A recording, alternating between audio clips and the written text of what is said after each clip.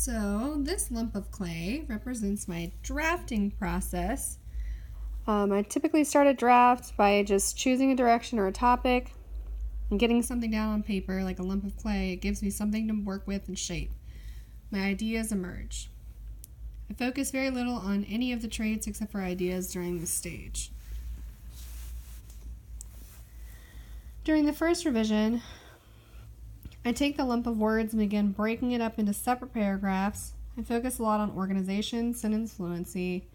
I also focused on conventions pertaining to quotations and internal dialogue for this piece because personal narrative was different from pieces I've written in the past. I also ditch whole sections at this stage or do major reorganization at the end. During my second revision, we had done a group sharing for this piece, and I was given a few tips. Restructuring the end of the narrative to encourage the reader to pause, and capitalizing pronouns used as names. I also continue working on organization and sentence fluency and begin spicing up word choice to enhance voice. During my third revision, I felt I had a solid personal narrative.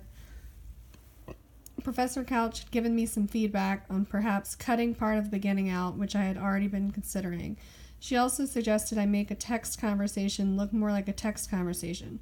This I had also considered, but had thought it may not be allowed. I went ahead and changed those two things. I then gave the piece a read over 2 or 3 times, correcting conventions, word choice, sentence fluency, and organization before I considered the piece as done.